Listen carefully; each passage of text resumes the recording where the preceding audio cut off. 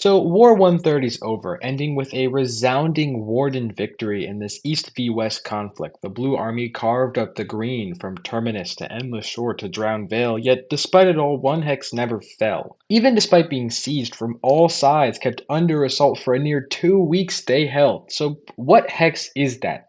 Allods Bight. The Free State held despite all odds and never once gave up, and this is their story. Also, Robert made a video about this and you should watch it too. It's pretty good. Okay, now back to my video. Bye, I love you. Bye-bye. So there's three main questions I want to have answered for this video here. 1. How did the Free State of Allods even get created? 2. Why did the Wardens fail to capture this hex? And 3. Well, what even allowed this all to happen? And the easiest way to answer all these questions is to start at the beginning, December 27th, 2025. When Shackled Chasm was initially taken by Warden forces, the border war of Allods started. But here's where the first advantage of the hex is found. Its topography. You see, the hex has an incredibly advantageous shape of mountains for defending eastern attacks, as the range of hills cut off the northern relic of Bleh traced from the southern turncoat, with the peaks extending far west and east, meaning Wardens couldn't attack Allods in a unanimous front line, instead needing to cut off their armies and to do, and that's what they did, prioritizing turncoat in the south for the first week of the battles, where they continuously supplied the push, yet it didn't really go anywhere. As, like I said in my Doug Line video, the fighting was a never-ending cycle of attacking while repairing your defenses until being pushed back as your opponent does the same. And the ever-growing number of defenses only added to this cycle. Only later did Wardens really begin fortifying their north more, which led to the failed attacks on the 30th and the 31st. But on the 1st, a day later, the Collies were able to push through Grave of Orestes. So why is that? Well, a mix of both Warden underinvestment in Grave and their overcommitment to the seizing of turncoat. As we'll see time and time again during the existence of Allods fighting, the Warden command seemed dead set on fighting battles which time and time again either proved impossible to win or much harder than provided alternatives.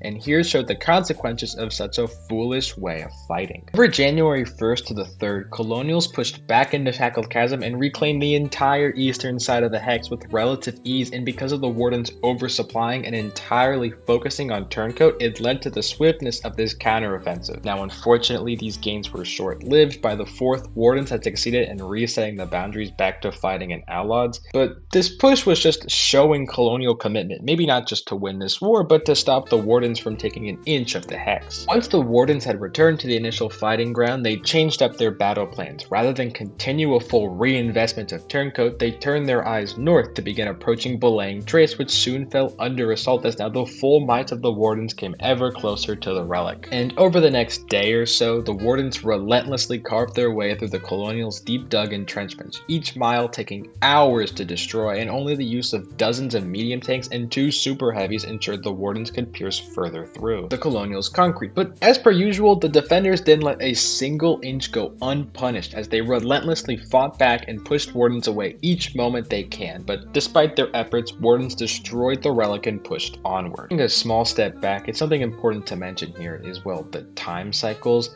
Wardens would primarily dominate in the European hours and made the most progress during these times, but later during mid to late NA times, the Colonials would generally recuperate and rebuild defenses or launch counterattacks which slowed the Warden advance down until the next day, where the story starts over again. And for a small question here, how did the other hexes around Allods fare during this time? Drowned Vale was taken between the 5th and the 6th, as was Endless Shore, both succumbing to Warden offensives despite their best efforts, meaning Allods was only connected to wider collie positions via their north roads leading into the Claustra, but on the 7th, Claustra was captured, meaning Allods Bight was officially cut off from the Colonial army for the rest of the war. But does that mean this story is over? For any other hex, yes, but Allods is strong. So here we enter not just a territory of a colonial nation, but rather the free state of Allods Bight. And what a life this free state will live. Now, obviously, the foremost issue here is the lack of supplies for Mercy's Whale, because even with the supplies in the seaport, the Colonials are unable to create further supplies to replace the lost items, right? Well,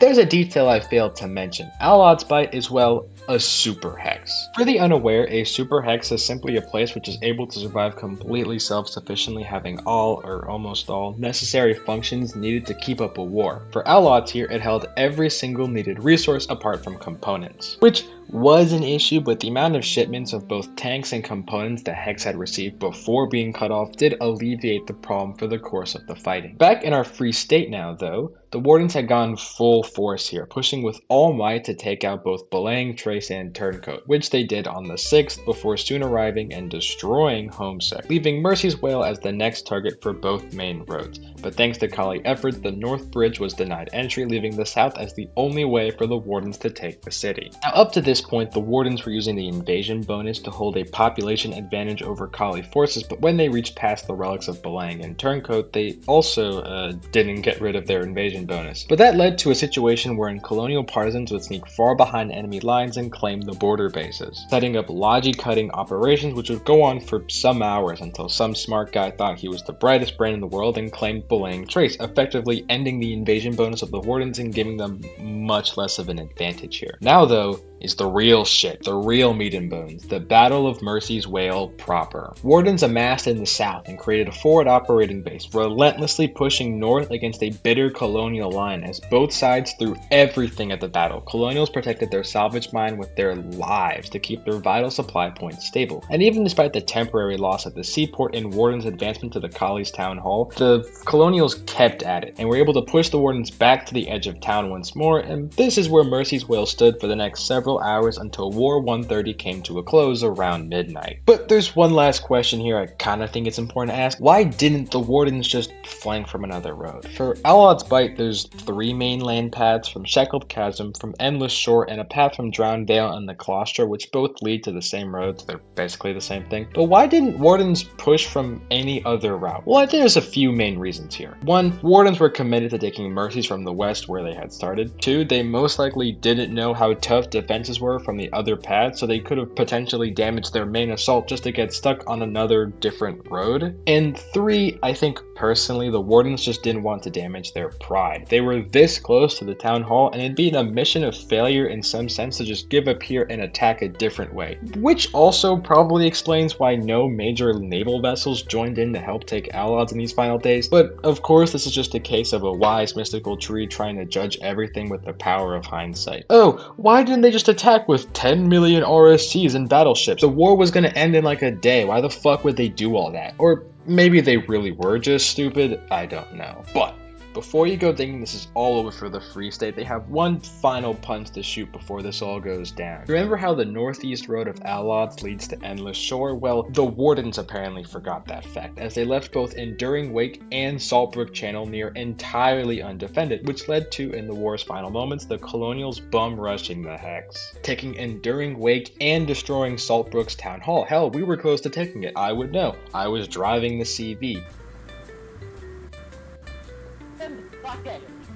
Alright boys, you got one mission. I gotta reach that place safe and sound, and you boys better give up your lives to save me. We're gonna take this. Just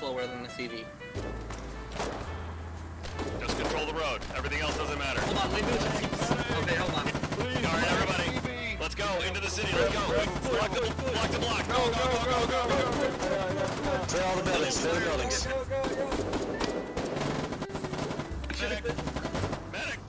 Next block, guys. But we didn't take it, and the war ended not too long after, bringing an end to the Free State of Allods. But even with the war ending as a loss, the Collies really won in hearts and spirits, both with the final push showing they wouldn't go down without a fight, but also in their unity with each other. After Allods was set into a siege, multiple regiments just flat out dumped their stockpiles into public for all to share. It was Foxhole beautiful moments, and really, is there anything more you could truly ask for a multiplayer game?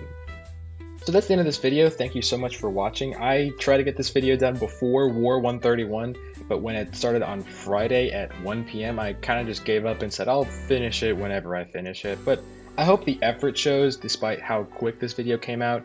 I was really working on it, and I enjoyed a lot of this, especially just being there for all these events. It was an amazing thing. It might be the greatest thing of my career so far, and my career just started, so I hope I haven't peaked here. I want to keep making more content for War 131, and I want to make like some amount of a following before Airborne starts, so then people care about when I do cool things during the Airborne update. Even if it sucks ass, I'll still try my hardest to make new content. Remember to subscribe, share with all of your friends. It really helps me a lot. Even just leaving a comment or liking the video does much for me. You gotta support the war effort after all. And I've been Shrimp Bucket. This is the Foxhole War Report. Thank you and goodbye.